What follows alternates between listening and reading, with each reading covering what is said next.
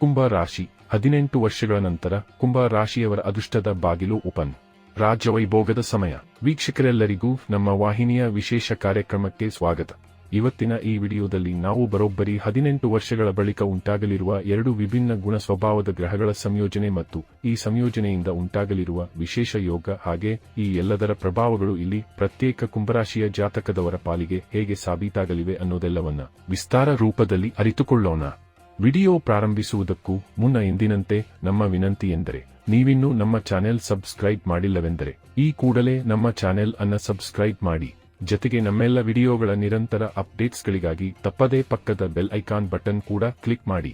ನಿಮ್ಮ ಜೀವನದಲ್ಲಿಯೂ ಏನಾದರೂ ಸಮಸ್ಯೆಗಳು ಬಾಧಿಸುತ್ತಲಿದ್ದರೆ ಈ ಕೂಡಲೇ ಸ್ಕ್ರೀನ್ ಮೇಲೆ ಕಾಣ್ತಿರುವ ನಮ್ಮ ಗುರೂಜಿ ನಂಬರಿಗೆ ಕರೆ ಮಾಡಿ ಶೀಘ್ರವೇ ಶಾಶ್ವತ ಪರಿಹಾರ ಕಂಡುಕೊಳ್ಳಿ. ವೀಕ್ಷಕರೇ, ವೈದಿಕ ಜ್ಯೋತಿಷ್ಯದ ಪ್ರಕಾರ ಗ್ರಹಗಳು ಕಾಲಕಾಲಕ್ಕೆ ಸಾಗಿ ಇತರ ಗ್ರಹಗಳೊಂದಿಗೆ ಸಂಯೋಗವನ್ನು ರೂಪಿಸುತ್ತವೆ. ಇದರ ಪರಿಣಾಮಗಳು ಮಾನವ ಜೀವನ ಮತ್ತು ಪ್ರಪಂಚ ಎರಡರಲ್ಲೂ ಕಂಡುಬರುತ್ತವೆ. ಫೆಬ್ರವರಿಯಲ್ಲಿ ಬುಧ ಮತ್ತು ರಾಹುವಿನ ಸಂಯೋಗವು ಸಂಭವಿಸಲಿದೆ. ಜ್ಯೋತಿಷ್ಯದಲ್ಲಿ ಬುಧವನ್ನು ಬುದ್ಧಿವಂತಿಕೆ, ತರ್ಕ, ಸಂವಹನ, ಗಣಿತ, ಬುದ್ಧಿವಂತಿಕೆ ಮತ್ತು ಸ್ನೇಹಿತರ ಅಂಶವೆಂದು ಪರಿಗಣಿಸಲಾಗುತ್ತದೆ. ಮತ್ತೊಂದೆಡೆ ರಾಹುವನ್ನು ಕಠಿಣ ಮಾತು, ಜೂಜು, ಪ್ರಯಾಣ, ಕಳ್ಳತನ ಮತ್ತು ದುಷ್ಟ ಕಾರ್ಯಗಳ ಅಂಶವೆಂದು ಪರಿಗಣಿಸಲಾಗುತ್ತದೆ. ಈ ಸಂಯೋಗವು 18 ವರ್ಷಗಳ ನಂತರ ಕುಂಭ ರಾಶಿಯಲ್ಲಿ ಸಂಭವಿಸುತ್ತದೆ. ಇದರ ಪರಿಣಾಮವಾಗಿ ಕೆಲವು ರಾಶಿಚಕ್ರ ಚಿಹ್ನೆಗಳ ಅದೃಷ್ಟವೂ ಹೊಳೆಯಬಹುದು. ಈ ಜನರು ಷೇರುಗಳು, ಊಹಾಪೋಹಗಳು ಮತ್ತು ಲಾಟರಿಗಳಲ್ಲಿ ಆರ್ಥಿಕ ಲಾಭವನ್ನು ಸಹ ಅನುಭವಿಸಬಹುದು.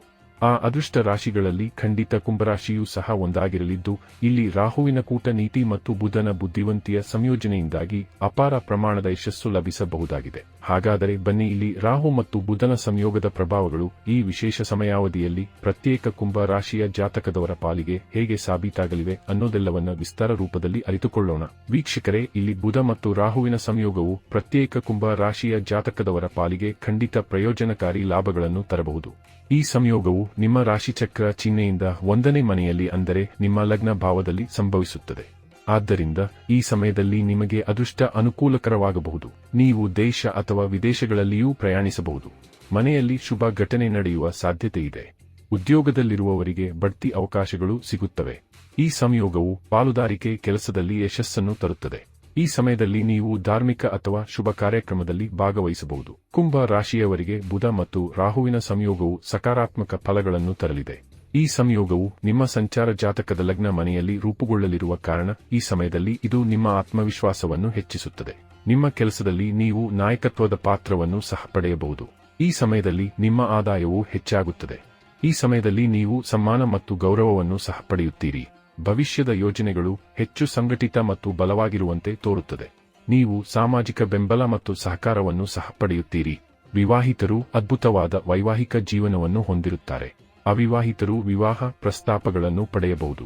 ಇಲ್ಲಿ ಹೂಡಿಕೆ ಮತ್ತು ಆದಾಯದ ವಿಷಯದಲ್ಲಿ ರಾಹು ಮತ್ತು ಬುಧನ ಸಂಯೋಗವು ನಿಮಗೆ ಶುಭವಾಗಲಿದೆ. ಈ ಸಂಯೋಗವು ನಿಮ್ಮ ಸಂಚಾರ ಜಾತಕದ 1ನೇ ಮನೆಯಲ್ಲಿ ರೂಪುಗೊಳ್ಳುತ್ತದೆ.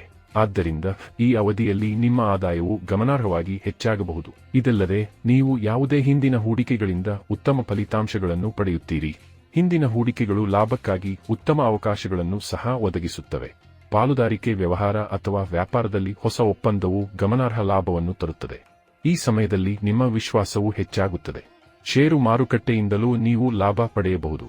ಒಟ್ಟಾರೆಯಾಗಿ ಇಲ್ಲಿ ಸಮಯ ಖಂಡಿತ ನಿಮಗೆ ಅನುಕೂಲಕರವಾಗಿರುವ ಸಂಯೋಗವನ್ನು ಹೊತ್ತು ಬರಲಿದ್ದು, ಇಲ್ಲಿ ತಪ್ಪದೇ ಈ ಶುಭ ಸಮಯದ ಸದುಪಯೋಗ ಪಡೆದುಕೊಂಡು ಮುನ್ನಡೆಯಬೇಕು. ವೀಕ್ಷಕರೇ, ಹೊಸ ವರ್ಷದ ಪ್ರಾರಂಭದಲ್ಲಿ ರಾಹು ಮತ್ತು ಬುಧನ ಸಂಯೋಗ ಉಂಟಾಗುವುದರ ಮೂಲಕ ನಿರ್ಮಾಣಗೊಳ್ಳಲಿರುವ ವಿಶೇಷ ಯೋಗದ ಪ್ರಭಾವಗಳು ಇಲ್ಲಿ ಪ್ರತ್ಯೇಕ ಕುಂಭ ರಾಶಿಯ ಜಾತಕದವರ ಪಾಲಿಗೆ ಹೇಗೆ ಸಾಬೀತಾಗಲಿವೆ ಅನ್ನೋದರ ಸಂಪೂರ್ಣ ಮಾಹಿತಿ ಇದಾಗಿದ್ದು, ಈ ಮಾಹಿತಿ ನಿಮಗೆ ಇಷ್ಟವಾದರೆ ವಿಡಿಯೋವನ್ನು ಲೈಕ್ ಮತ್ತು ಶೇರ್ ಮಾಡಿ. ಹಾಗೆ ಚಾನೆಲ್ ಸಬ್ಸ್ಕ್ರೈಬ್ ಮಾಡುವುದರೊಂದಿಗೆ ನಿರಂತರ ವಿಡಿಯೋ ಅಪ್ಡೇಟ್ಸ್ಗಳಿಗಾಗಿ ತಪ್ಪದೇ ಪಕ್ಕದ ಬೆಲ್ ಐಕಾನ್ ಬಟನ್ ಕೂಡ ಕ್ಲಿಕ್ ಮಾಡಿ.